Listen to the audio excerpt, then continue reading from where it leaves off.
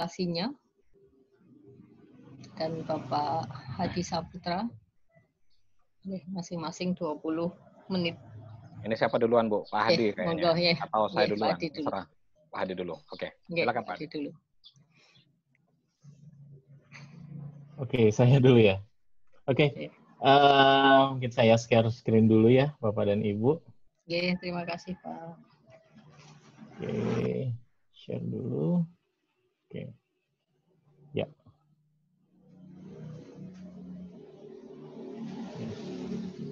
Oke, selamat siang Bapak dan Ibu peserta.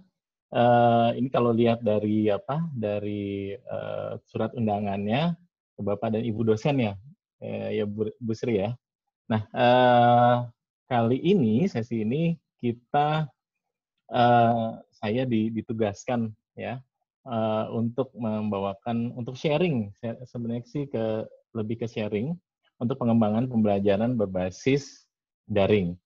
Nah, saya agak mungkin memang saya baru di sini, jadi saya belum tahu bagaimana apa yang sudah ada di UMS pada khususnya, apakah di kampus dari Universitas Muhammadiyah Surakarta ini memang sudah berjalan atau seperti apa itu saya kurang informasinya. Mungkin nanti kita bisa berdiskusi lebih lanjut. Nah, untuk sesi ini saya lebih ke sharing apa yang sudah kami lakukan gitu ya. Jadi kita akan banyak bercerita saja. Nah, perkenalan dulu, tadi sudah dikenalkan juga sama Ibu Sri ya, terima kasih Bu Sri. Nama saya Hadi Saputra, saya adalah staff dari Marketing and Publication di Seamolek. Nah, saya agak cerita sedikit ke Seamoleknya, mungkin Bapak dan Ibu masih belum banyak yang mengenal ya. Apa sih Seamolek itu?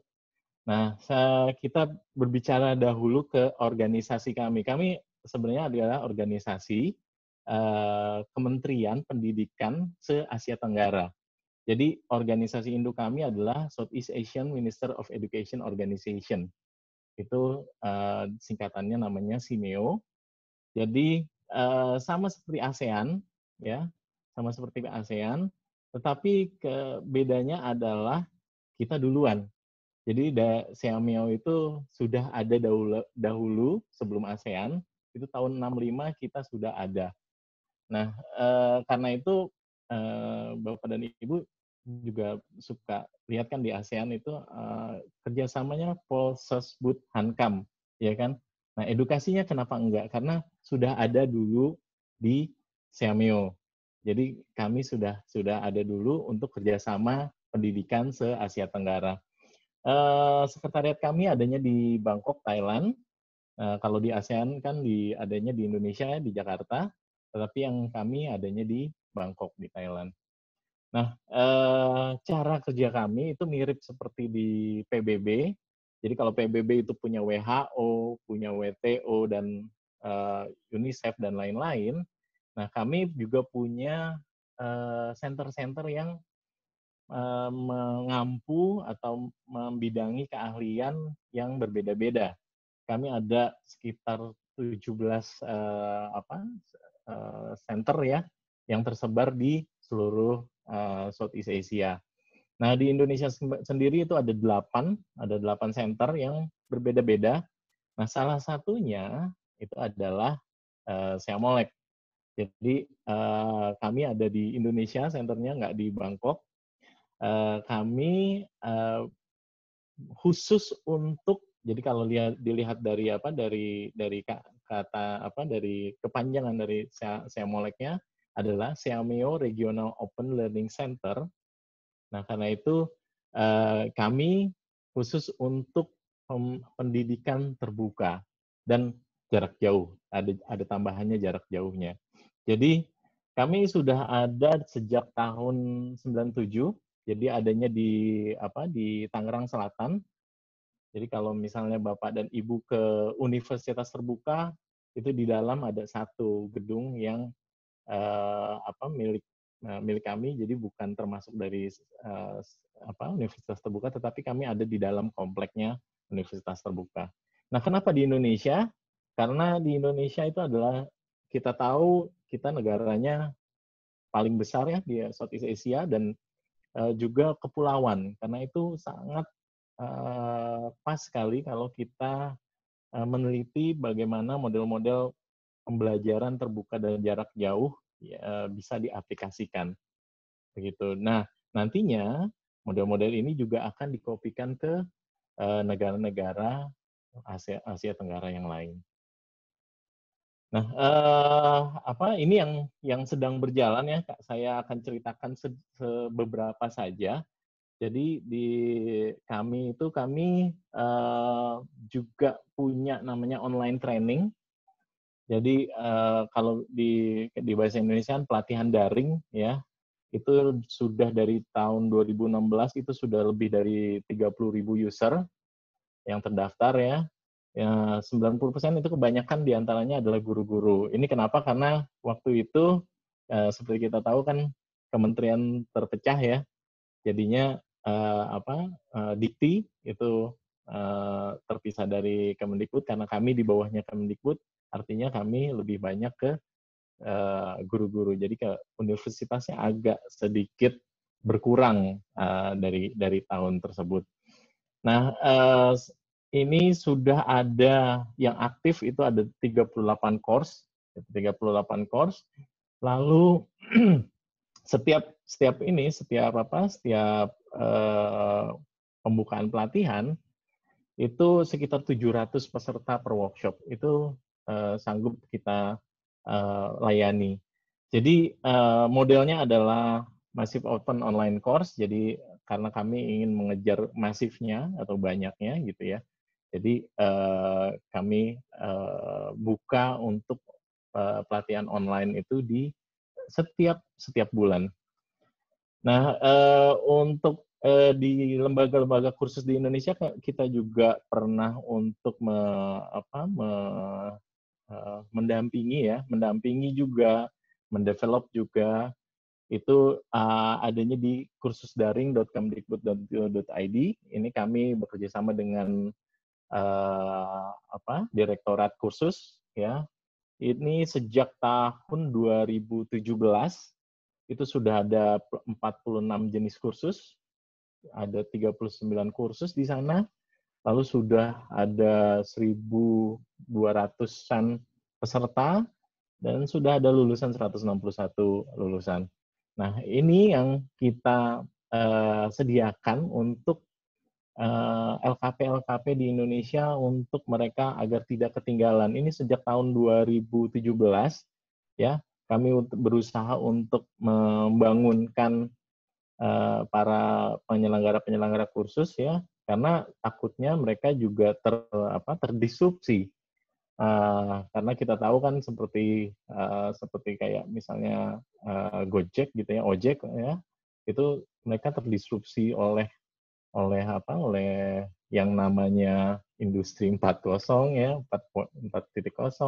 Nah, untuk LKP ini kita mencoba membangunkan mereka.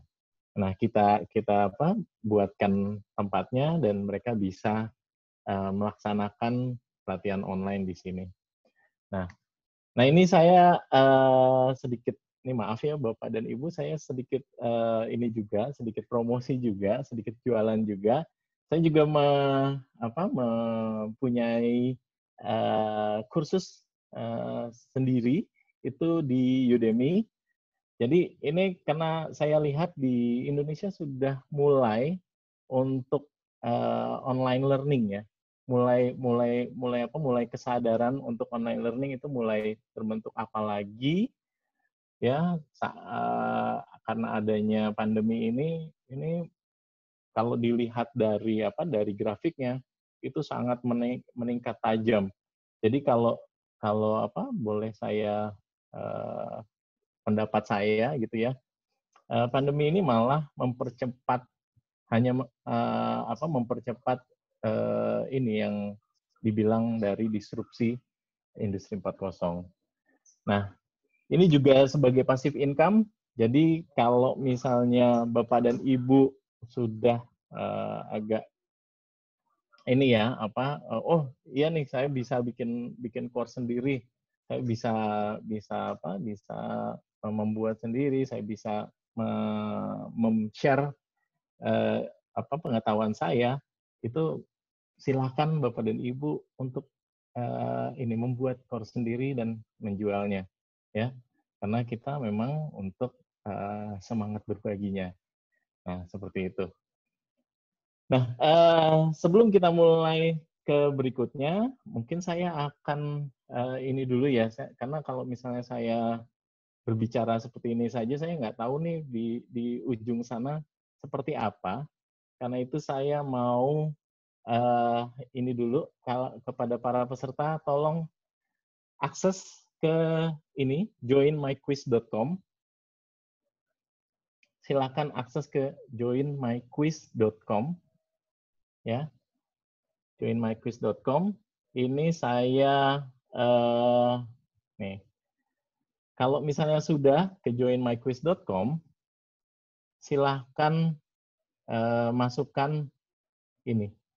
Ini saya start dulu. Mana ya? Sebentar. Start. Oh, oke. Nah, ini ke joinmyquiz.com, lalu masukkan angka ini, angka kode ini. Silahkan, saya tunggu.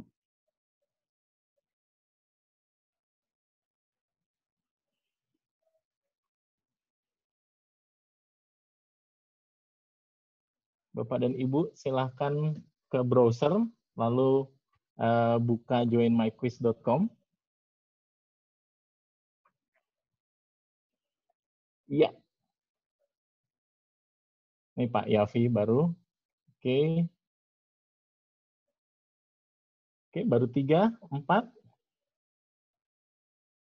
Iya. 6. Ayo Bapak dan Ibu, saya tunggu. Ini ada berapa peserta ya kita ya sekarang ya?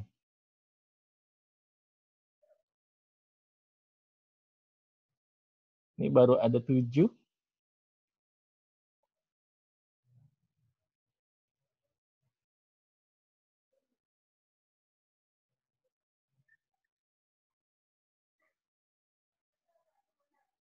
Iya, 8. 2 lagi deh, 2 lagi. 10 peserta. Kita mulai start. 1 lagi. Oke, 1 lagi kita start ya. Oh, ya nggak apa-apa. Oke, kita start ya Bapak dan Ibu. Silahkan ikuti. Ini trivia saja.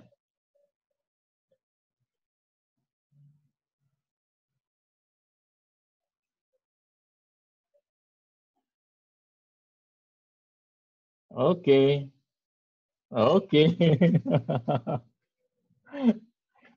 Ya, Bu Tari, benar 1.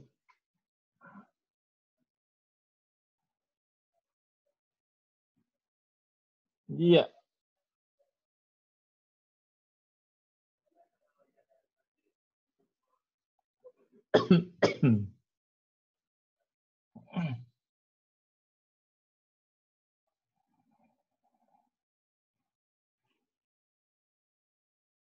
Oke. Ayo semangat Bapak dan Ibu.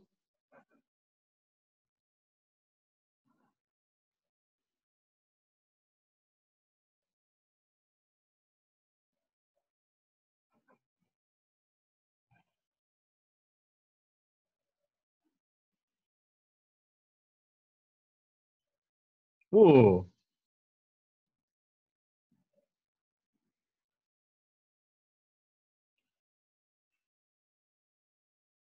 Pak Aliafi benar terus nih.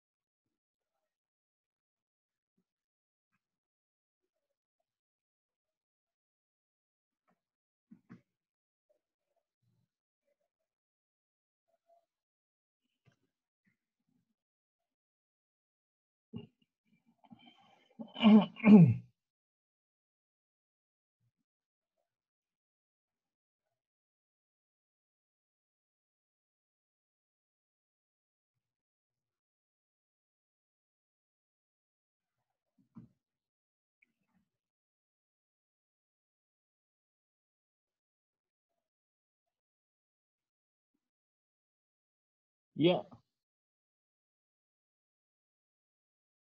kita tunggu ada 5 lagi yang masih belum semuanya.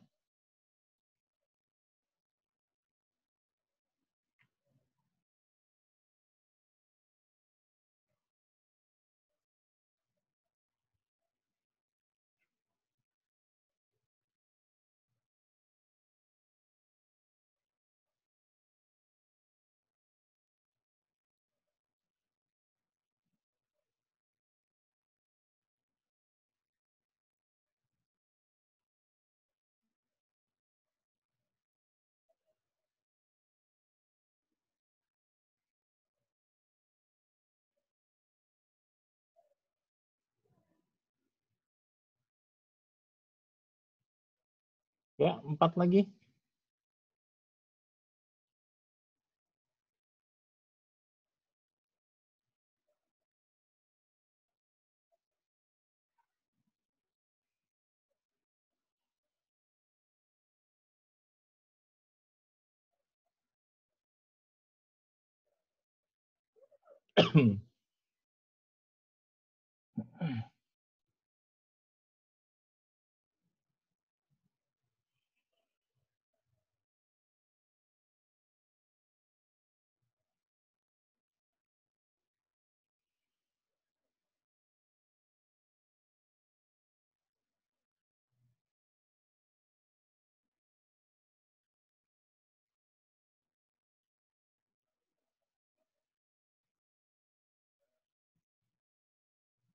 Ayo, Pak Ali.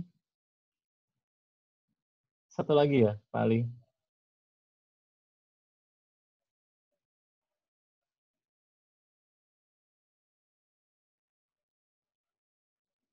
Ini bersaing nih antara Ibu Tari,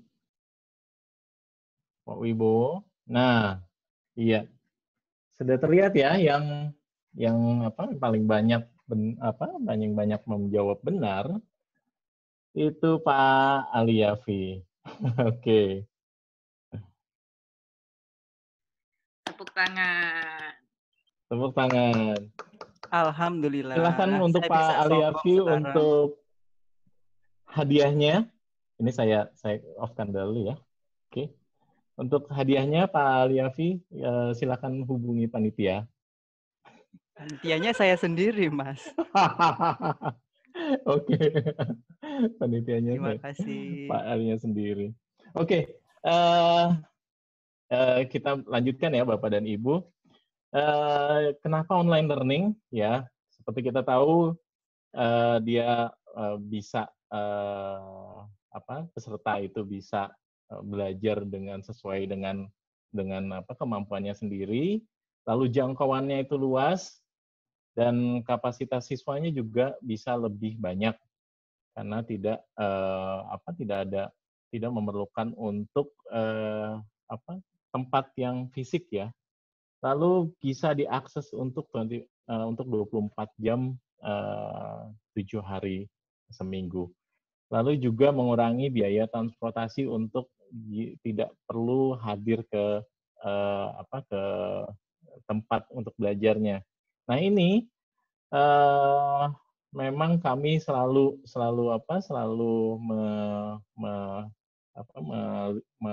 encourage ya institusi-institusi yang memang mereka belum berimigrasi ke situ. Nah, membuka peluangnya apa saja, yaitu global opportunity, karena kita bisa kalau mungkin hanya ininya saja, barrier-nya itu hanya ke bahasa saja. Jadi seperti saya tadi di Udemy ya, di Udemy saya itu masih saya bahasa Indonesia kan karena saya menyasar ke pelajar-pelajar yang dari Indonesia karena saya ingin menjangkau market yang di Indonesia. Tetapi kalau misalnya saya ingin menjangkau yang lebih luas, saya tinggal membuat course-nya menjadi berbahasa Inggris, dan itu akan menjangkau lebih banyak lebih banyak peserta.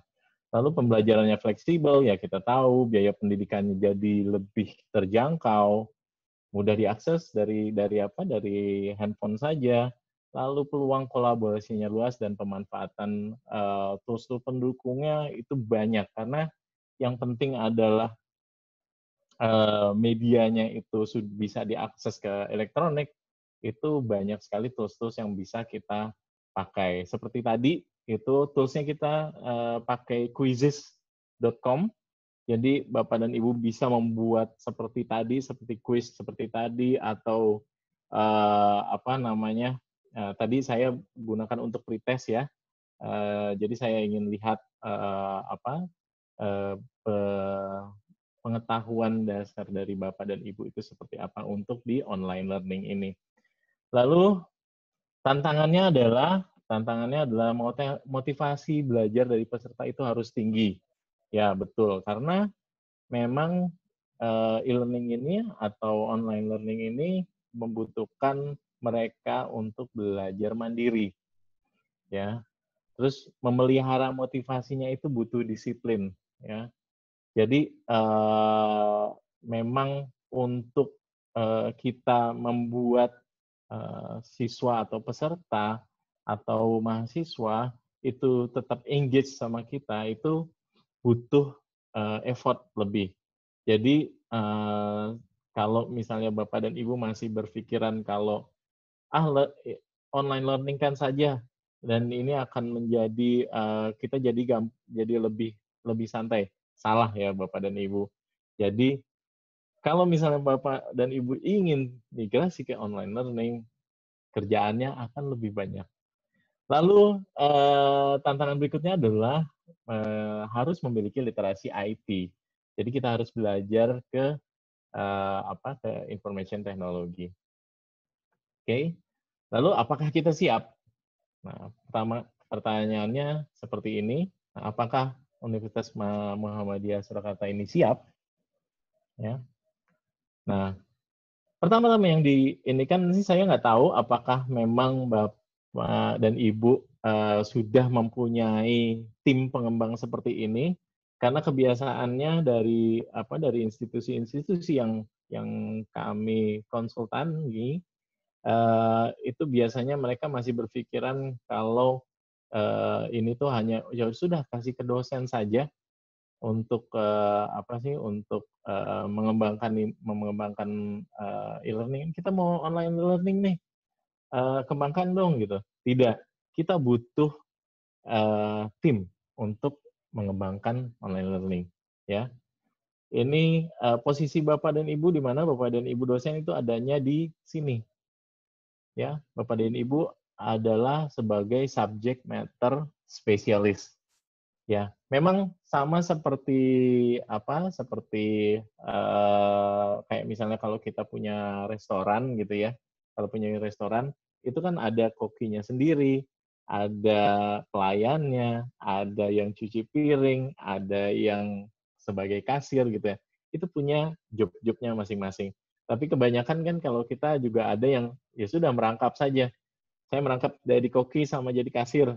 Saya merangkap jadi melayani sama ini tergantung Bapak dan Ibu. Jadi bisa saja misalnya Bapak dan Ibu sebagai subject matter spesialisnya juga sebagai instructional designer-nya boleh, atau juga sebagai project manager, atau misalnya bisa semua, ya, artinya Bapak dan Ibu ya satu tim, one man team ya namanya ya. Tetapi ya seperti itu, kerjaannya jadi lebih banyak. Jadi saran kami adalah memang ditugaskan masing-masing untuk posisi-posisi tersebut ini. Siapakah yang jadi instructional design-nya, siapakah web developer-nya, lalu course administrator-nya itu siapa, tutor apalagi saat kita sudah implementasi itu sangat penting untuk ditentukan orangnya, yang siapa yang sebagai tutor dan juga course administrator.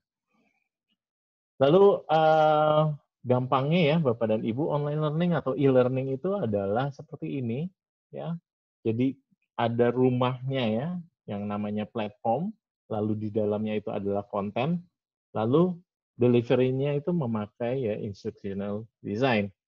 Nah, untuk platform itu yang biasanya digunakan adalah namanya LMS atau namanya Learning Management System.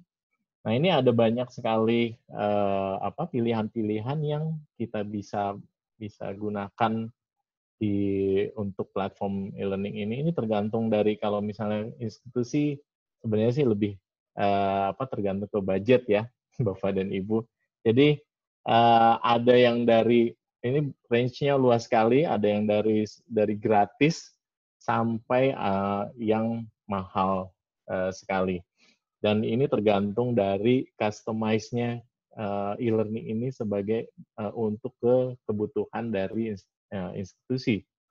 Jadi ya kalau misalnya gratis ya artinya kita harus harus maklum akan yang fitur ini tidak ada, fitur yang ini tidak bisa, dan ini tidak nyambung seperti itu.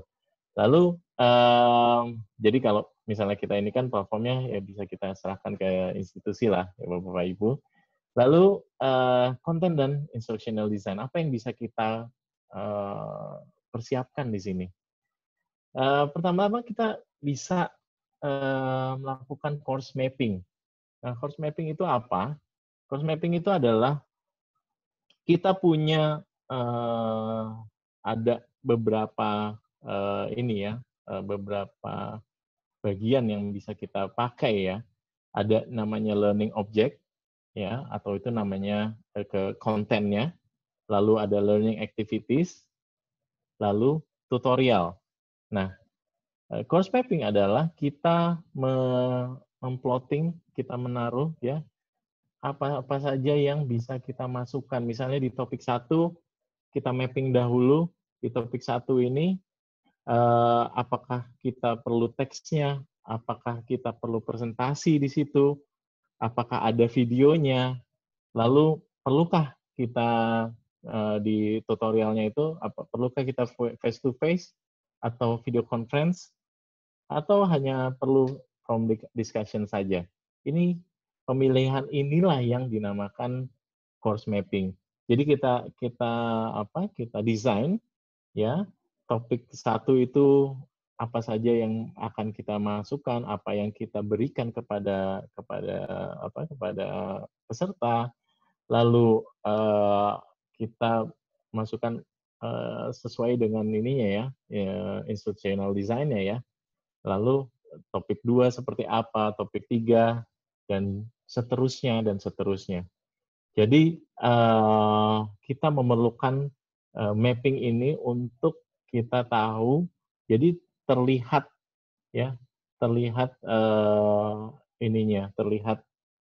nih kursusnya pertamanya seperti apa, lalu kedua seperti apa, itu terlihat sepenuhnya.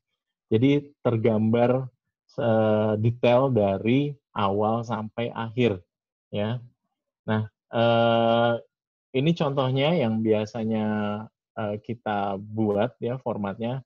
Format ini ada banyak sekali variasinya. Jadi kalau misalnya Bapak dan Ibu searching course mapping, itu banyak sekali format-format yang ada. Jadi bebas sebenarnya sih. Prinsipnya itu hanya sama seperti tadi, hanya melihat topik ini perlu apa, perlu teks kah, kontennya apa, lalu tutorialnya memakai apa, lalu assessment-nya bagaimana. Nah, kita ini kan untuk biasanya kita buat online course-nya dulu. Jadi kita bikin outline-nya. Nah, ini Bapak dan Ibu biasanya sering ya biasanya ada REPP atau silabus ya. Ini mirip seperti itu, hanya saja memang lebih detailkan untuk kebutuhan dari LMS-nya. bagi materi menjadi beberapa sesi ya. Sesinya itu biasanya 3-7 bahasan. Lalu perkenalkan setiap sesi dengan menjelaskan tujuan pembelajaran, kenapa itu penting ya seperti itu. Juga kita harus membagi-baginya semuanya berdasarkan dari topik-topik yang diperlukan. Lalu untuk konten, nah juga yang ini konten itu, jadi kalau misalnya dilihat dari sini, ini yang dinamakan konten yang learning object ya Bapak dan Ibu. Jadi learning non object. Mohon maaf Pak, bisa dipercepat mengingat waktu. Oke Bu, oke. Oke, untuk konten ini yang sering banyak yang salah kaprah ya dari kita itu biasanya kalau e-learning itu langsung ke multimedia atau ke video gitu ya. Tidak, sebenarnya core kontennya tetap di textbooks atau di modulnya.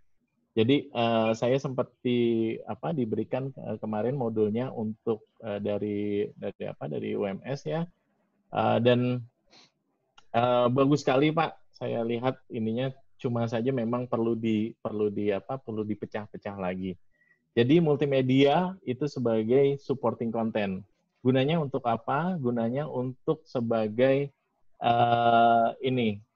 seperti kita tahu di Indonesia itu tidak semua daerah yang memang bisa dijangkau oleh elektronik, maksudnya oleh internet ya. Jadi jika ada yang tidak bisa memanfaatkan internet, masih bisa mengikuti pelajaran melalui modul seperti itu. Nah, tetapi yang kata kuncinya di sini adalah chunking, ya.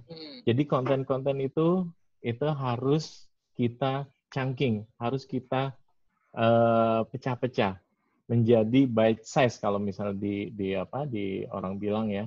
Jadi yang memang bisa langsung dicaplok gitu ya, langsung dimakan seperti itu. Jadi kalau misalnya kayak ini seperti keju, kalau misalnya kita berikan ini ke siswa ya makannya ya susah. Artinya kita memang harus bagi-bagi pecah-pecah konten-konten kita. Semua konten, tidak hanya modul saja, tapi juga video, teks, presentasi, PDF ya, itu harus pecah-pecah sesuai dengan topiknya. Oke.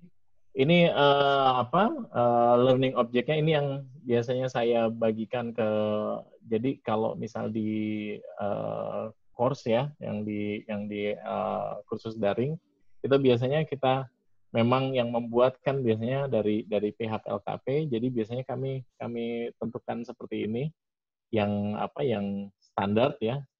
Jadi materi ajar itu bisa berbentuk video, bahan bacaan, presentasi, tugas, dan kuis ya tadi. Lalu videonya itu, durasi video itu 2-6 menit, karena kalau lebih dari 6 menit itu sudah tidak efektif. Lalu ini teknisnya harus formatnya high definition ya, dan audionya, dan berikutnya. Lalu untuk bahan bacaan. 2 menit lagi ya Pak. Oke Bu. Bahan bacaan, modul, presentasi, dan tugas, dan kuis, itu seperti tadi kata kuncinya, chunking, jadi harus dipecah-pecah dalam satu file. Jadi jangan memberikan satu PDF gitu ya, satu presentasi yang seluruhnya ada di situ. Tidak, kita berikan itu sedikit demi sedikit. Jadi satu topik per file, seperti itu. Lalu ini video materi ya. Kenapa video? Karena video memang lebih jadi yang kedua setelah tadi modul yang per topik ya. Video ini banyak keuntungannya karena memang lebih lebih efektif untuk penyampaian materi untuk online learning. Ini sangat ini sekali ya, sangat bagus sekali untuk ini. Bisa dilihat Bapak dan Ibu. Nanti mungkin saya bisa share ininya Contohnya. Presentasinya ya, saya bisa share. Oke, video materi ini ada ada talking head, screen recording, dan simulasi demo dan praktek. Nah, saran saya ini biasanya banyak terjadi kepada para guru dan dosen ya. Biasanya kalau ini malu, nggak mau di shoot. Saya screen recording saja, apalagi sudah tahu ada screen recording ya. Jadi hanya screen recording saja langsung ini. Jadi malu untuk di shoot. Nah ini jangan Bapak dan Ibu, tolong Bapak dan Ibu untuk banyak untuk merekam video Bapak dan Ibu sendiri, wajah Bapak dan Ibu. Kenapa? Karena talking head ini bentuknya talking head ya Bapak dan Ibu. Jadi talking head ini lebih mempersonalkan ya, antara kalau kita ngomong tentang pendidikan jarak jauh online learning ya, orang peserta belajar sendiri di rumah itu kalau misalnya tidak melihat orangnya itu agak kurang agak berbeda gitu kalau misalnya kita berlihat sambil melihat orangnya yang sedang berbicara. Jadi ya seperti itu. Mohon maaf Pak, waktunya habis. Oke, Ibu, terima kasih. Mungkin sedikit lagi ya Ibu ya. Jangan lama-lama ya Pak. Untuk video materi buat naskah dahulu, lalu berlatih, perhatikan rekaman suara, atur pencahayaan, dan jangan lupa senyum walaupun narasi saja. Jangan lupa senyum karena terdengar kalau bedanya antara kita sedang menarasikan itu sedang tidak tersenyum atau tidak, beda sekali.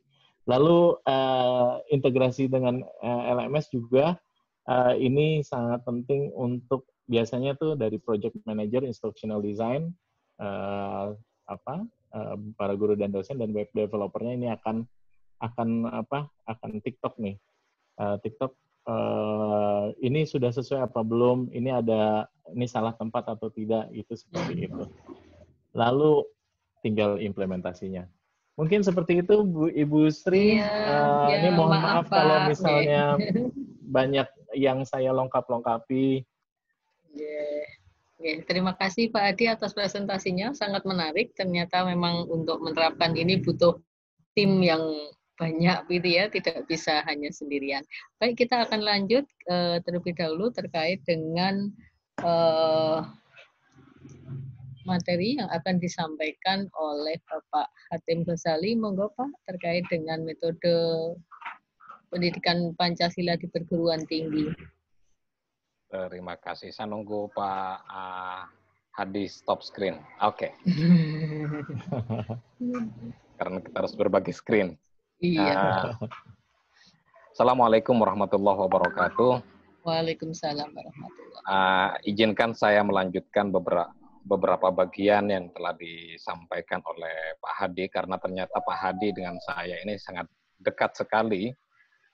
Tadi yang disampaikan oleh Pak Hadi, beberapa hal sudah saya lakukan karena kita ternyata satu tunggal guru Pak Hadi.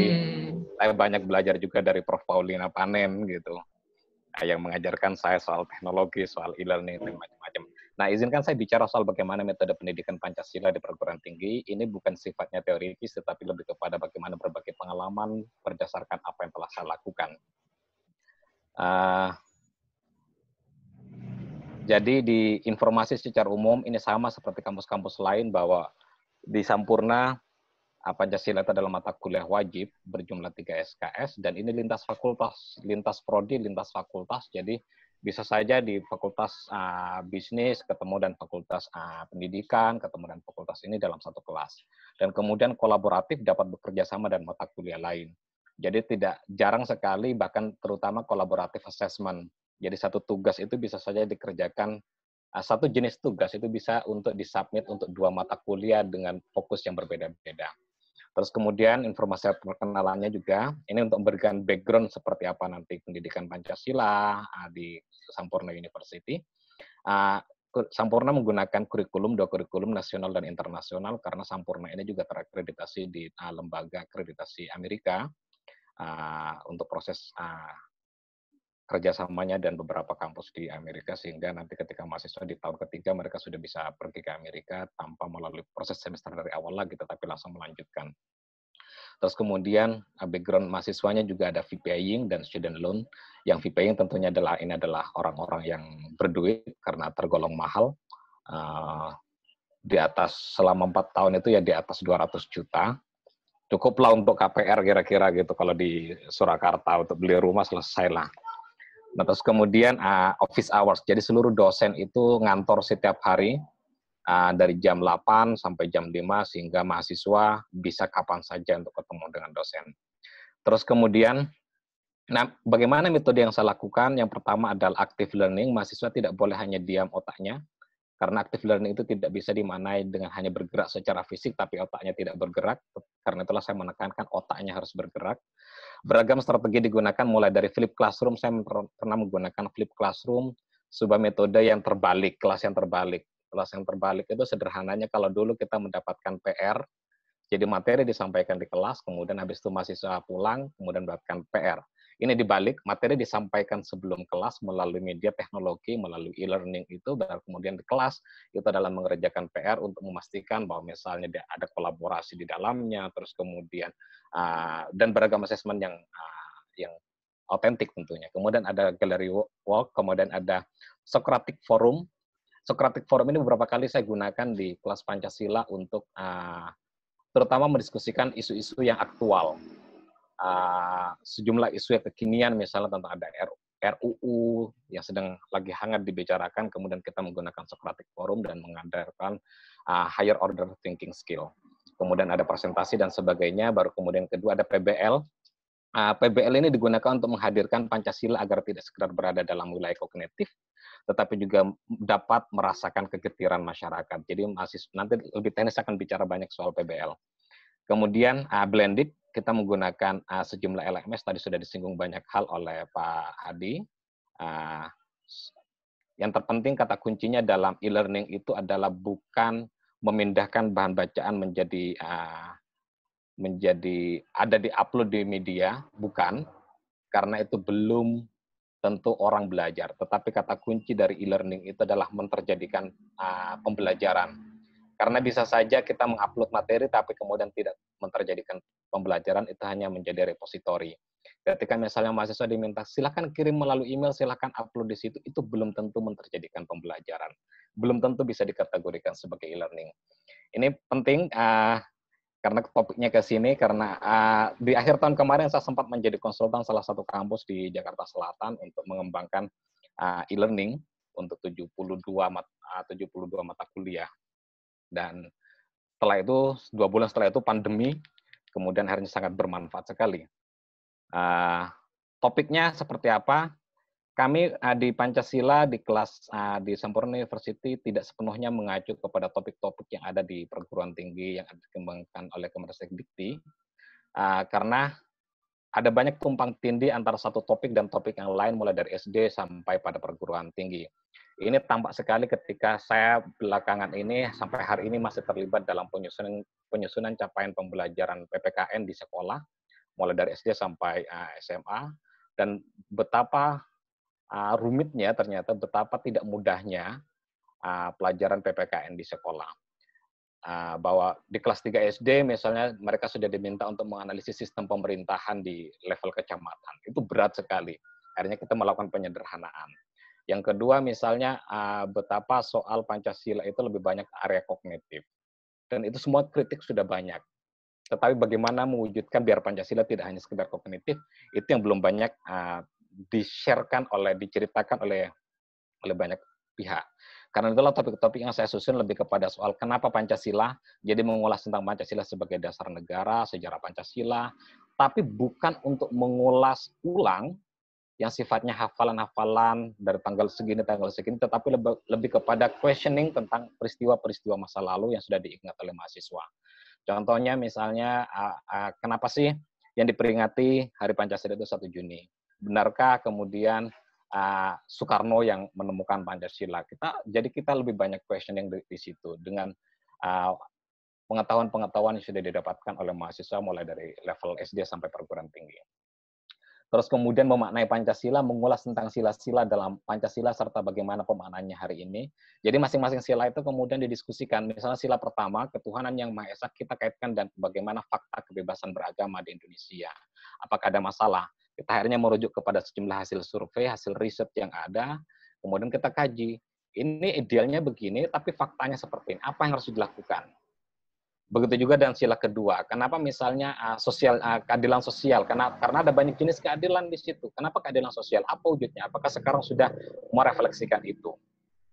Terus kemudian menemukan Indonesia, ini belum ada ini sengaja saya menghadirkan topik ini karena kita ingin masuk ke dalam soal jati diri sebagai sebuah bangsa, jati diri kebinekaan, termasuk mendiskusikan kenapa sih bernama Indonesia, kenapa tidak bernama Nusantara? Siapa sebenarnya yang memberikan nama Indonesia? Terus kemudian proses lahirnya di sebagai negara dan bagaimana ada sudut pandang geografis, bagaimana batas-batas wilayah, tetapi lebih kepada soal kasuistik, jadi misalnya Natuna dan sebagainya. Termasuk di dalamnya soal ras dan suku. Jadi kita bicara soal bagaimana kearifan-kearifan lokal yang ada di masing-masing daerah saling bercerita, termasuk mitologi yang muncul di masing-masing daerah. Ada cerita yang begini misalnya, ini tidak bisa dibuktikan, ada legenda begini. Bahkan mereka menuliskannya, karena saya berencana untuk menjadikan buku legenda-legenda itu, cerita-cerita rakyat itu, karena itulah saya minta jangan sampai kemudian itu copy-paste di internet, hanya mencari di internet, harus telepon kepada orang tuanya, nanya ada peristiwa apa, ada cerita rakyat apa. Nah, cerita rakyat itu rencananya mau saya publikasikan karena saya khawatir ini kemudian hilang di telan zaman. Kemudian keterampilan abad 21, kita tahu bahwa ini adalah keterampilan yang sangat penting, diantaranya ada kolaborasi, problem solving, pengambilan keputusan kontekstual, berpikir kritis warga dunia. Kalau Nadiem, Mas Menteri itu berpesan pada yang ingin kan ada 6 profil pelajar Pancasila yang disusun oleh Kemendikbud, yang paling ditekankan dari mata pelajaran Pancasila atau PPKN kalau di sekolah itu adalah dua profil. Yang pertama adalah kebinekaan global dan gotong royong. 6 profilnya nanti bisa Bapak Ibu cari sendiri di sejumlah sumber. Terus kemudian, bagaimana bentuk penugasan yang saya lakukan? Yang pertama adalah penilaian kelas termasuk kehadiran, tugas individual, kemudian ada presentasi, ada proposal, dan eksibisi, dan laporan. Penilaian kelas itu standar lah sebagaimana dosen yang terjadi, ada soal kemampuan kolaborasi. Jarang sekali saya menghadirkan sejumlah kuis yang sifatnya kognitif. Tugas individual itu lebih kepada soal esai biasanya. Saya beberapa kali meminta mahasiswa untuk berkirim surat untuk bagaimana jika misalnya ada kasus peristiwa pengusiran terhadap sebuah warga negara, terhadap satu kelompok warga negara yang mendapatkan perlakuan yang tidak adil, kemudian saya ingin mereka membangun empati bagaimana jika berada di posisi mereka, saya minta mereka untuk berkirim surat. Kemudian ada presentasi. Presentasi biasanya pada 2 hal. Pertama, laporan perkembangan PBL-nya, kemudian pemaknaan sila Pancasila. Nah, proposal itu dibangun mulai dari pertemuan keempat, mahasiswa sudah mulai mengidentifikasi masalah. Dan proposal itu adalah bagian dari UTS. UAS-nya adalah exhibition dan laporan.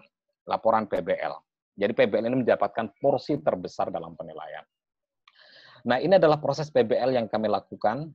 Yang pertama adalah berangkat dari sebuah identifikasi masalah, identifikasi proyek. Apa sih yang bisa dilakukan untuk orang lain? Ada masalah apa sebenarnya? Dan nanti saya akan memberikan contoh sejumlah proyek di beberapa yang terbaru misalnya tentang COVID, nanti saya hadirkan beberapa contohnya. Kemudian kedua adalah bagaimana kajian literatur, karena saya ingin mahasiswa juga belajar bahwa apa yang dia lakukan itu tidak semata-mata baru, sehingga mereka bisa mengetahui bahwa yang direncanakan itu nanti bisa berjalan sukses atau tidak berjalan sukses. Perlu belajar dari orang lain. Kemudian ada implementasi, mahasiswa secara berkelompok mengimplementasikan proyeknya, memberikan progress report kepada dosen secara rutin. Jadi ketika mahasiswa turun ke lapangan, maka tidak ada tatap muka, tidak ada kelas sama sekali. Jadi saya menghargai waktu yang diberikan, yang dilakukan oleh mahasiswa untuk turun ke lapangan, untuk kemudian dengan cara kompensasi tidak ada kelas. Kemudian baru habis itu exhibition dan laporan, dan exhibition ini sifatnya terbuka untuk publik. Suatu ketika pernah kita mengadakan eksibisi di Museum Angkatan Udara kalau nggak salah, dan dihadiri lebih dari 1.000 orang, dan mereka memberikan penilaian terhadap itu. Kita kerjasama dengan Angkatan Udara di salah satu museumnya, bertepatan dengan salah satu peristiwa penting, lupa, itu 4 tahun yang lalu. Terus kemudian, saya singkat aja, ini komponen proposal yang kami bikin, jadi kita semuanya tujuannya adalah bagaimana memberikan dampak. Jangan sampai tidak memberikan dampak. Ini persis seperti bagaimana misalnya sejumlah NGO membuat sejumlah proposal, inspirasinya dari situ. Karena itulah masalah yang real, yang ingin dibantu itu harus benar-benar terjadi di masyarakat.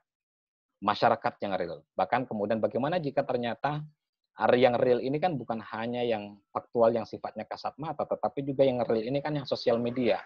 Akhirnya ada beberapa mahasiswa yang bergerak di media sosial untuk misalnya bergerak mengurangi hate speech, bagaimana, apa yang harus dilakukan, membantu memberikan konten. Bahkan pernah bikin misalnya kita nge-tweet bareng untuk bikin trending tentang satu isu tertentu, itu pernah kita lakukan. Tahapan-tahapannya cukup panjang dalam komponen proposal itu. Secara singkat ada 12 tahapan. Yang pertama adalah soal judul tema. Tema itu biasanya dibagikan. Ini beda bidang pendidikan kah, bidang ekonomi kah, bidang sosial kah, bidang apa sebenarnya. Kemudian siapa penerima manfaat, kelompok sasarannya siapa, berapa orang yang akan mendapatkan manfaat, lokasi waktunya kapan, daerah mana, dalam waktu kapan, jangan sampai melebihi waktu. Kemudian apa yang menjadi masalah, teori tujuan hasil yang diharapkan apa sebenarnya. Rencana prosedurnya seperti apa, pembagian kerjanya seperti apa, partnernya apa. Saya menekankan partner ini untuk memastikan bahwa program yang dilakukan oleh mahasiswa itu berkelanjutan. Kalau dia dompleng terhadap program baru, bukan hanya melakukan program baru, bukan hanya melakukan program yang sudah ada dalam sebuah lembaga, tetapi harus memperkaya. Mereka akhirnya terlibat dalam sejumlah lembaga-lembaga yang sudah ada, DRPTRA dan macam-macam, dan harus memperkaya. Kalau misalnya sejauh ini programnya belum ada sentuhan teknologi, mahasiswa harus terjun di situ. Kalau misalnya belum ada sentuhan di bidang kemampuan bahasa Inggris, kemampuan ini harus memperkaya itu. Kemudian ada refleksi individual dan kelompok. Jadi setiap mahasiswa ketika dalam menulis laporan, mereka harus menulis refleksi individual, memberikan penilaian terhadap teman, memberikan penilaian terhadap dirinya sendiri, baru kemudian refleksi kelompok. Ini penting karena untuk memastikan saya bisa memberikan nilai secara objektif. Jadi peer assessment dari saya menilai 4 teman saya, maka kemudian 4 teman yang lainnya juga dinilai oleh temannya gitu kan, sehingga saya mendapatkan nilai yang jauh lebih objektif ketimbang hanya saya. Karena saya tidak terjun langsung ke lapangan secara rutin, kemudian tentunya ada evaluasi apa saja sih yang sudah berjalan dengan baik dan apa yang perlu diperbaiki. Kemudian simpulan dan referensi, dan kemudian lampiran ini bisa mengikuti foto, atau kalau foto-foto saat acara, atau ke foto-foto saat exhibition. Ini adalah contoh laporan. Saya ingin menunjukkan 2 contoh laporan. Yang pertama adalah krayon Pancasila. Nah, di krayon Pancasila ini,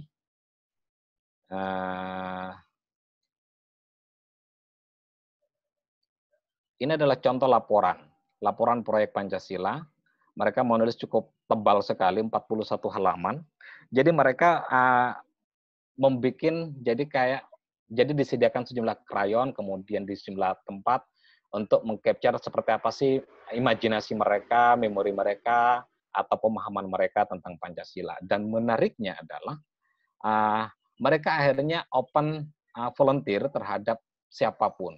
Dan yang mendaftar volunteer itu sangat banyak, di atas 50 orang, sehingga mereka harus melakukan seleksi. Artinya di kalangan generasi milenial itu memiliki awareness yang cukup tinggi, peduli sosialnya yang cukup tinggi, dan mereka mendapatkan sambutan yang sangat luar biasa, sehingga mereka terpaksa harus melakukan seleksi terhadap para volunteer yang terlibat. Ini adalah kegiatan-kegiatannya, apa yang akan dilakukan. Ini adalah peserta orang yang ikut. Jadi orang yang ikut lomba-lomba, bahkan mereka dilombakan, SMP berapa, tempatnya di 9 tempat. Jadi di spot-spot DRPTRA, kemudian kalau di Jogja mungkin ada Sunmore gitu kan, di UGM, Sunday Morning, kemudian ini menggunakan di Monas, tempatnya beragam. Sehingga mereka dilombakan di masing-masing itu. Nah, Ini adalah foto-foto kegiatan yang telah mereka lakukan di 9 tempat. Mereka bikin lukisan, menggambar tentang Pancasila. Bagaimana mereka mendapatkan uang? Saya bilang uangnya jangan sampai terlalu banyak. Mereka harus fundraising juga cari uang dengan beragam cara. Karena saya percaya satu hal bahwa generasi Z, generasi milenial, itu adalah generasi kreatif. Mereka tidak akan kehabisan cara untuk mewujudkan sebuah cita-citanya. Jika itu sudah sesuai dengan passion-nya, mereka siap berkorban. Ini adalah contoh penilaian kelompoknya. Sengaja ini agak campur-campur dan bahasa Inggris karena ada beberapa mahasiswa kami itu tidak begitu lancar nulis kalau dalam bahasa Indonesia, mereka lebih lancar nulis dalam bahasa Inggris. Terus kemudian contoh yang kedua itu adalah soal COVID. Soal COVID. Nah, saat COVID ini, kami akhirnya melakukan sejumlah di saat konteks kemarin. Jadi di saat konteks kemarin itu, Bapak Ibu, kami bergerak untuk turut membantu masyarakat. Oke. Bermula dari, ini adalah silabus yang kami sekarang di semester ini menggunakan LMS ini Canvas. Di semester sebelumnya menggunakan Schoology, sekarang menggunakan Canvas. Jadi wujud kalau dalam e-learning itu kurang lebih seperti ini sebenarnya.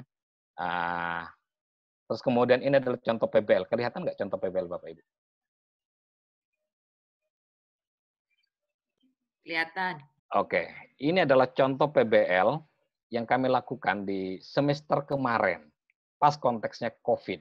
Ada 2 proyek besar, yaitu adalah guru, melalui penyediaan sumber belajar atau modul yang dapat digunakan oleh guru dalam pelaksanaan pembelajaran. Dan kemudian sasarannya adalah siswa, dan memberikan beragam jenis permainan agar yang dapat dilakukan di rumah bersama keluarga agar mereka tidak jenuh.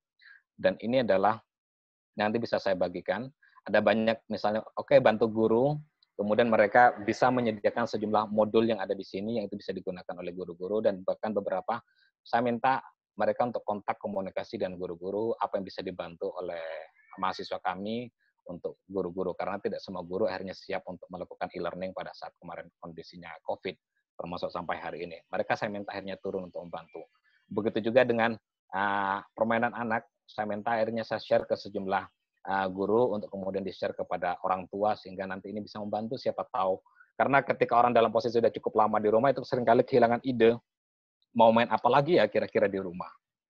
Nah, itu adalah contoh proyek yang kami lakukan di proyek Pancasila. Lalu kemudian berikutnya adalah ini adalah contoh ketika mereka melakukan exhibition. Jadi sampai kami bikin poster judulnya adalah Pancasila Mengabdi, ketika Pancasila tak sekedar hafalan dan teori, ketika Pancasila memanggil kita untuk berbagi karena kita adalah Pancasila.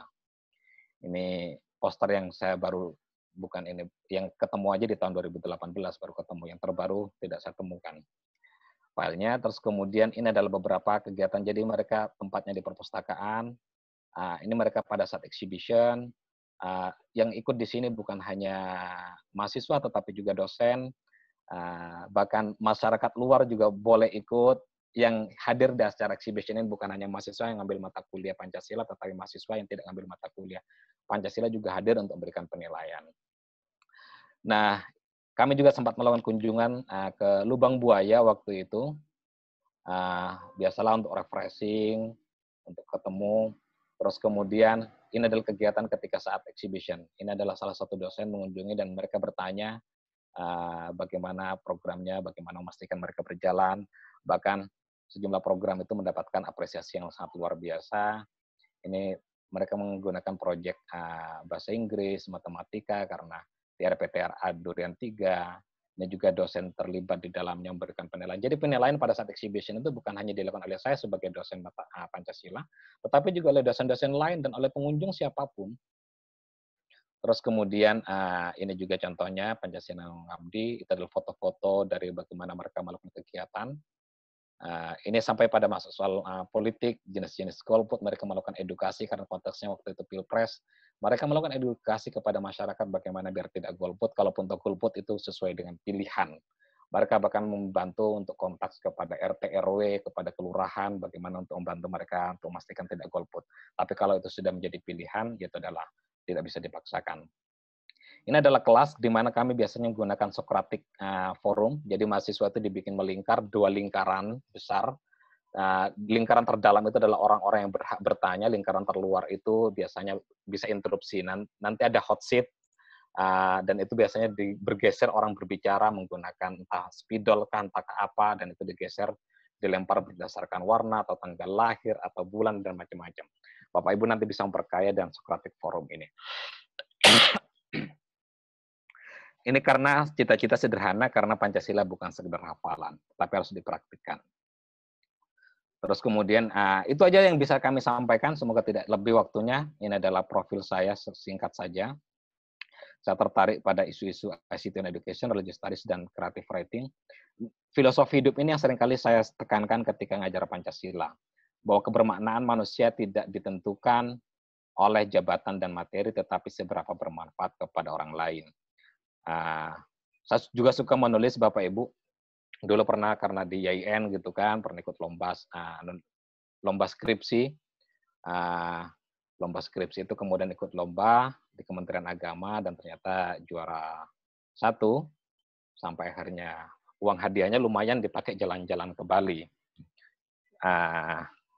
Terima kasih banyak. Wassalamualaikum warahmatullahi wabarakatuh. Waalaikumsalam. Mari kita berikan aplaus Bapak Ibu untuk kedua pembicara kita. Ya.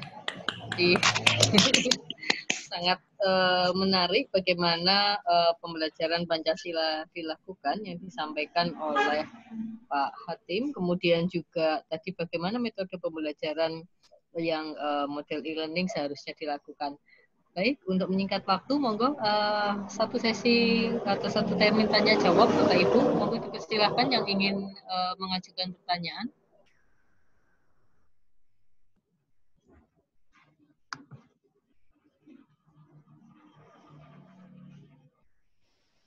Monggo dari Bapak Ibu dosen.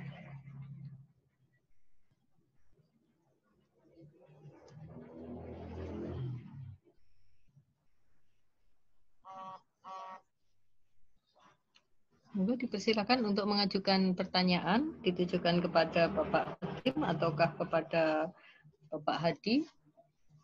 Kita bisa belajar banyak sekali dari paparan kedua pembicara tadi.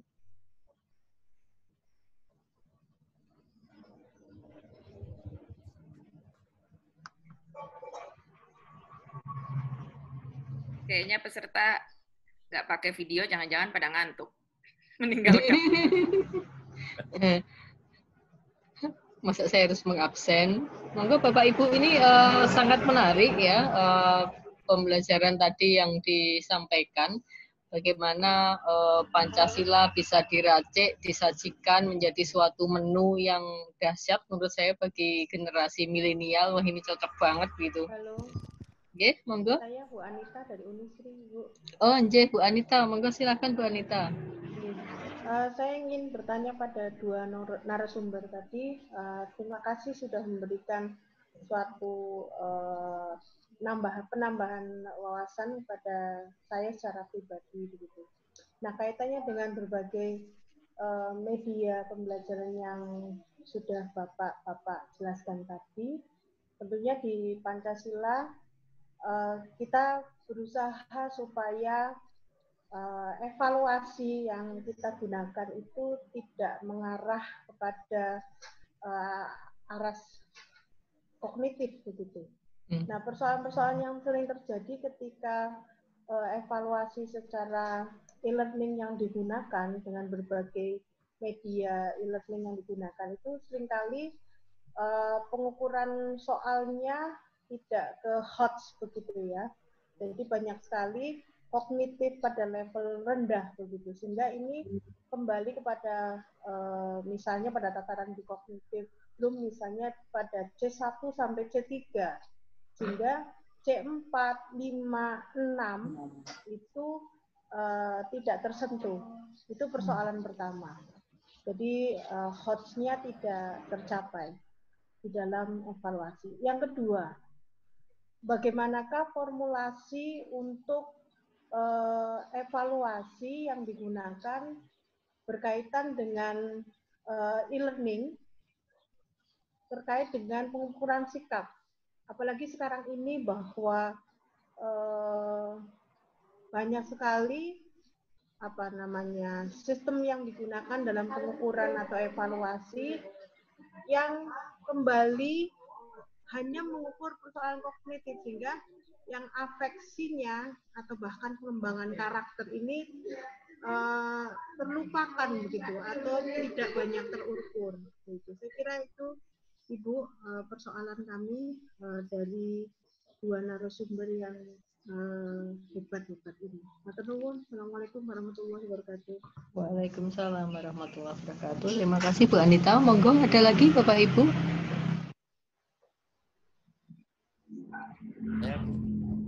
Ya, silakan. Oke, bismillahirrahmanirrahim. Assalamualaikum warahmatullahi wabarakatuh. Waalaikumsalam. Salam kenal untuk kedua pemateri. Ada Pak Hadi Saputra. Titip salam Pak untuk Bu Zahrani Balkis kemarin mengisi di Kemendikbud untuk pembuatan infografis, bagus sekali. Cuma karena kesibukan yang lain saya juga nggak bisa full mengikuti. Tadi di sesi yang pertama saya juga mengusulkan barangkali ada semacam training untuk pembuatan infografis supaya pembuatan materi dan media bagi dosen Pancasila itu semakin powerful seperti itu. Dan saya molek memang banyak sekali yang expert di bidang itu gitu. Insya Allah saya ini kan Pak. Kemudian saya ingin bertanya kepada Pak Hatim Ghazali sebenarnya. Assalamualaikum Bapak, saya tertarik dengan project based learning tadi Bapak. Selama ini di mata kuliah Pancasila dan kewarganegaraan sebenarnya itu banyak dikembangkan tentang project citizen ya. Satu model project citizen di Indonesia yang sebenarnya diadopsi dari model pembelajaran di Amerika. Cuma kalau saya lihat fitur-fitur pada project citizen itu sebenarnya tidak selengkap apa yang tadi Bapak uraikan dalam project based learning seperti itu.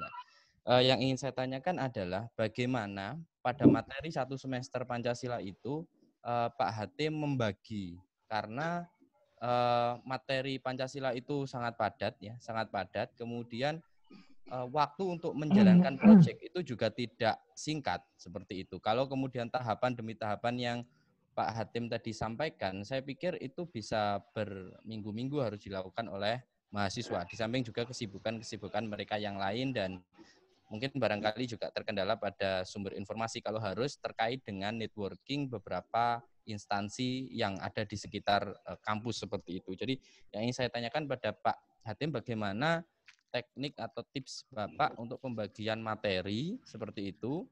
Karena kadang-kala kita juga ada prosedur atau kesepakatan gitu ya di kampus, materi ini pekan begini, materi ini pekan begini seperti itu. Dan berapa lama kira-kira Bapak durasi waktu untuk sebuah proyek itu bisa dilaksanakan sampai tingkat eksebisi seperti tadi. Menarik sekali eksebisi sampai mendatangkan dari Angkatan Udara seperti itu. Terima kasih Pak Hatim. Saya kembalikan pada Bu Sri. Assalamualaikum warahmatullahi wabarakatuh. Terima kasih Pak Wibowo. Monggo satu lagi Bapak Ibu, kalau masih ada.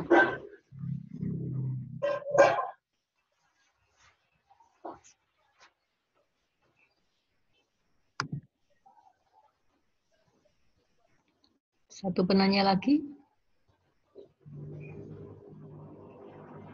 Baik, kalau belum ada, ya waktunya saya serahkan kepada Bapak Hatim. Tadi ada 2 pertanyaan, Bu Anita, itu ke Bapak Hatim dan juga Bapak Hadi, kemudian Pak Wibowo kepada Bapak Hatim. Nah, yang pertama kepada Bapak Hatim dulu ya, karena ini sekaligus 2 pertanyaan ya. Yang pertama tadi kaitannya evaluasi untuk proses pembelajaran, dan kemudian yang kedua adalah terkait dengan pembagian waktu untuk materi proyek maupun eksibisi. Monggo Bapak Hatim. Terima kasih Ibu. Sebagaimana yang tadi dijelaskan, ketika saya sekaligus menjawab dengan pertanyaan dari Pak Wibowo ya. Wibowo, ya. Terus terang, kami akhirnya melakukan penyederhanaan topik Pak Wibowo dari mata kuliah PPKN yang seharusnya awalnya kita merujuk pada Kemenristek modulnya yang di perguruan tinggi, pendidikan Pancasila untuk perguruan tinggi. Tetapi akhirnya kita melakukan sejumlah penyederhanaan. Jadi membahas soal Pancasila yang sudah mendaki-daki, yang sudah kesana kemari itu tidak kami singgung. Jadi Pancasila yang pertama itu adalah kami memastikan bahwa mahasiswa itu sudah, karena mahasiswa itu kan sudah mendapatkan mata pelajaran Pancasila di sekolah, sehingga kami diusahakan tidak mengulang apa yang sudah pernah didapatkan. Jadi kalau sudah pernah didapatkan, jadi ini pertemuan pertama itu menjadi kunci. Jadi saya selalu bertanya, kalian sudah mendapatkan ini, kemudian pertemuan pertama kedua, jadi apa yang telah kalian pelajari, mereka suruh bikin narasinya atau dalam tanya jawab, dan kemudian oke.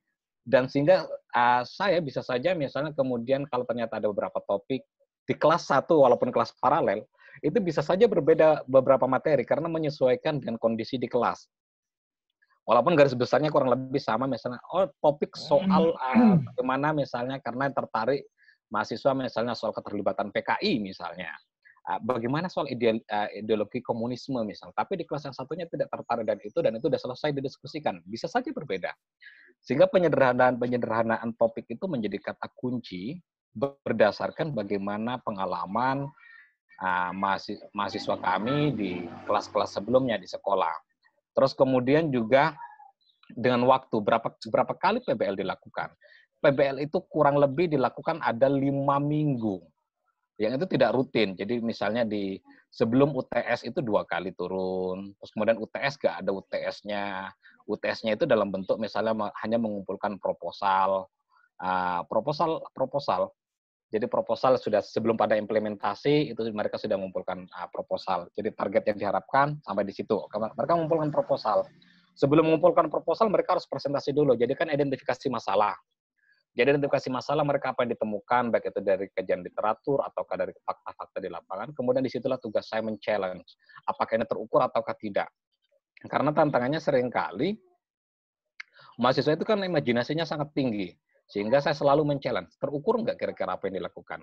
Anda pinginnya begini, dengan kapasitas Anda, dengan waktu yang terbatas, bisa nggak? Karena itulah saya bilang, jangan terlalu muluk-muluk tinggi, yang terpenting memberikan dampak kepada orang lain, walaupun itu sedikit. Dan pastikan ini berkelanjutan. Bahkan, karena ini sudah turun-temurun, jadi kelas tahun kemarin misalnya, kemudian di kelas tahun ini, itu biasanya memberikan rekomendasi, Pak, itu nanti dilanjutkan ya di PBL berikutnya. Dan mereka selalu saling komunikasi melanjutkan dari program-program selanjutnya. Di tahap awal memang sangat struggling betul. Terus kemudian, waktunya betul tidak singkat. Jadi hanya kurang lebih 5 minggu. 5 minggu kami tidak ada kelas tatap muka sama sekali. Topiknya juga disederhanakan, hanya 3 topik ini. Kenapa Pancasila, memaknai Pancasila, menemukan Indonesia. Memaknai Pancasila ketika misalnya berkaitan dengan sila ketiga, kita kaitkan dengan konsep-konsep nasionalisme. Ketika kerakyatan yang dipimpin, kita kaitkan dengan keadilan. Benarkah misalnya bahwa sila keempat itu merefleksikan demokrasi. Demokrasi yang seperti apa? Dulu ada banyak jenis demokrasi. Yang seperti apa sih sebenarnya merefleksikan demokrasi yang merefleksikan sila keempat itu? Jadi saya selalu men-challenge dengan sejumlah pertanyaan-pertanyaan. Nah, sepertinya dari pengalaman saya, menghadirkan pertanyaan itu dalam konteks pembelajaran Pancasila, pertanyaan-pertanyaan yang sifatnya HOTS itu jauh lebih penting daripada menceritakan atau mempresentasikan sejumlah topik. Karena tantangannya banyak sekali guru dan dosen ketika mata pelajaran PPKN itu lebih banyak cerita tentang ini nanti nasionalisme begini, bicara soal hak dan kewajiban. Ketika bicara soal hak dan kewajiban, saya minta mahasiswa untuk bikin list. Oke, list Anda, jadi pertanyaannya, apa hak Anda yang sudah Anda dapatkan? Apa hak Anda yang belum Anda dapatkan, tapi harus Anda dapatkan? Dan kenapa harus? Jadi mereka bikin tabel self-assessment, begitu juga dan kewajiban. Kewajiban apa Anda sebagai warga negara yang telah Anda lakukan? Itu kami akhirnya bikinkan template, proposalnya pun dibikinkan template semuanya. Jadi template-nya udah runut begitu, mereka harus mengisi bahkan berapa kata per bagian itu ditentukan. Tidak boleh terlalu panjang, tidak boleh terlalu pendek. Terus kemudian saya sekaligus juga menyinggung soal bagaimana karakter dalam e-learning. Betul, Bu Anita, bahwa pertanyaan bagaimana kita menilai karakter dalam e-learning. Ini juga pertanyaan di sejumlah mata pelajaran yang memiliki kekuatan di karakter seperti agama. Benarkah tidak bisakah di online kan? Sangat bisa. Apa yang dinilai? Ya soal misalnya ketepatan waktu, kemampuan kolaborasi, ada self assessment. Terus terang kalau soal plagiasi kami sangat ketat. Di Sampurna itu sangat ketat. Jadi kalau ada satu mahasiswa ketahuan satu kali plagiasi dalam satu assignment, mereka biasanya mendapatkan 0 terhadap tugas itu. Kalau 2 kali melakukan plagiasi, ini kebijakan di kampus, 2 kali melakukan plagiasi, baik di mata kuliah yang sama atau mata kuliah yang berbeda, maka biasanya 0 untuk 1 semester. Jadi sangat ketat. Dan kebetulan karena kemampuan menulis saya cukup baik dalam bidang itu, sehingga saya memiliki intuisi selain menggunakan Turnitin ya, memiliki intuisi ini kira-kira plagiat atau tidak. Jadi soal kejujuran di situ akhirnya muncul. Jadi pengembangan karakter itu tetap muncul.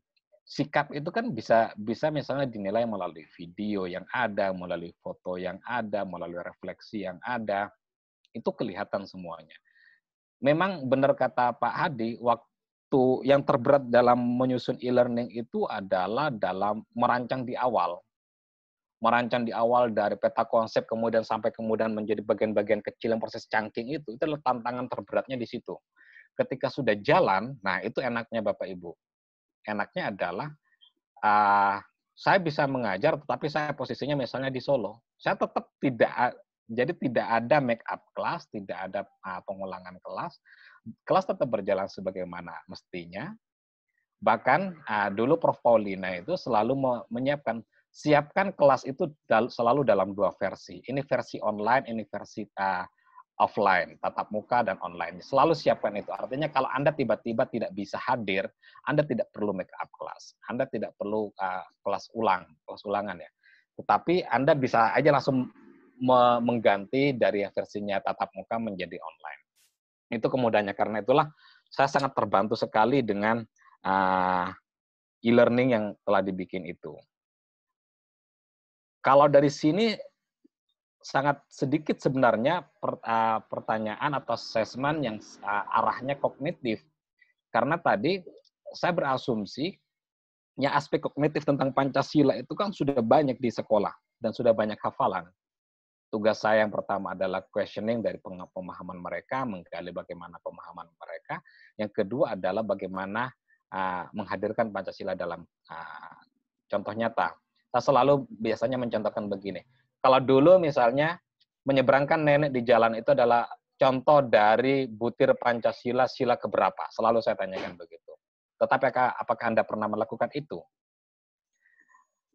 Nah, kemarin juga Prof. Sapria dari UPI itu cerita soal proyek citizenship. Saya masih belum melihat bagaimana proyek citizenship karena rekomendasi dari Prof. Sapria sebagai reviewer penyusunan capaian pembelajaran PPKN untuk di sekolah itu adalah memasukkan proyek citizenship. Mungkin nanti akan melakukan beberapa perubahan, beberapa modifikasi dari proyek citizenship kalau sekiranya masih terlalu banyak atau terlalu dominan dari aspek kognitif.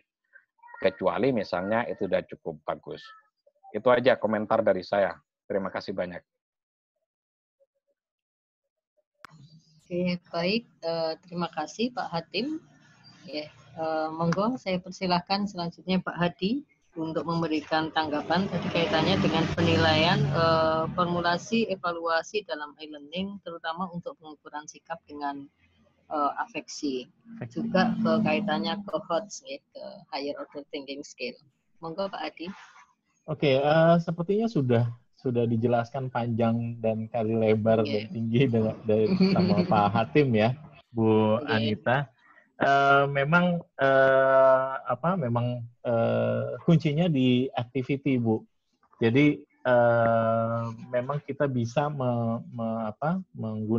memanfaatkan dari activity yang bisa kita nilai di situ. Nah, kita berikan di situ.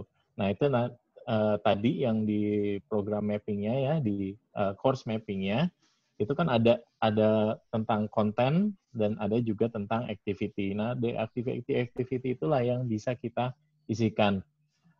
Mungkin tambahan sedikit, tadi Pak Hatim sudah menjelaskan tentang PBL ya, Project Based Learning. Memang dari situ juga kita bisa menggunakan itu untuk tools-nya kita. Mungkin saya tambahkan sedikit ya, diskusi, forum diskusi itu juga sangat bisa kita pergunakan, Bu. Jadi kita bisa apalagi kalau diskusinya itu ini ya, live ya, atau hidup diskusinya, itu kan kita bisa lihat bagaimana cara pikirnya mereka gitu ya, bagaimana sikap mereka tentang diskusi yang sedang berjalan gitu ya. Nah, PR-nya adalah ya bagaimana kita untuk membuat diskusi itu menjadi lebih hidup. Mungkin itu Bu Anita, mungkin karena Pak Hatim sudah menjelaskan dengan secara lengkap tadi. Terima kasih Bu Sri. Ya, terima kasih Pak Hatim, kemudian juga Pak Hadi untuk jawabannya. Ya, sangat jelas di sini memang untuk pendidikan Pancasila yang sudah diperoleh dari SD ya sampai saat ini, kalau materi-materi memang ibaratnya kita sudah blenger gitu ya, kalau istilahnya orang Jawa sudah blenger dengan materi-materi. Kalau dikatakan disampaikan lagi terkait Pancasila, sila budirnya ini itu gitu. Ya, nah sekarang memang PR besar kita di dalam pendidikan Pancasila adalah mengambil kristal-kristal Pancasila, nilai-nilai Pancasila itu apa, tadi sudah disampaikan Pak Hatim.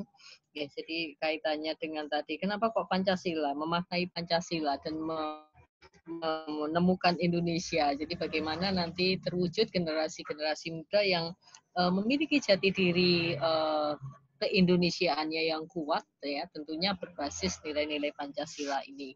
Kemudian bagaimana melakukan pembelajaran Pancasila pun tadi sudah disampaikan dengan sangat jelas oleh Bapak Hatim ya, sangat menarik bagaimana PBL-nya ya, kemudian juga bagaimana ini kemudian mengubahnya dalam bentuk e-learning juga sudah disampaikan oleh Bapak Hadi.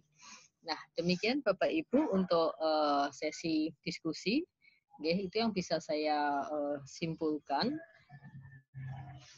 Nah, mudah-mudahan dari sesi ini kita bisa kemudian memperbaiki gitu ya dari pendidikan Pancasila di perguruan tinggi seperti yang direncanakan di dalam kegiatan ini. Ya, mohon maaf selaku moderator bila ada hal-hal yang kurang berkenan, ada hal-hal yang salah ataupun keliru. Ya, terima kasih. Wassalamualaikum warahmatullahi wabarakatuh. Waalaikumsalam. Waktu selanjutnya saya kembalikan kepada Mas Yanuar selaku pimpinan proyek. Baik, terima kasih Bu Tari. Baik, terima kasih sekali lagi kami aturkan, terutama ke Pak Hatim, kemudian Pak Hadi, luar biasa ini tadi materinya, Iya. konsep, kemudian praksisnya, termasuk juga bagaimana pengelolaan kelas. Ya, tadi permainan di awal saja itu sudah luar biasa Pak Hadi. Ya, Mas Yafi selamat jadi juara. Ditunggu traktirannya.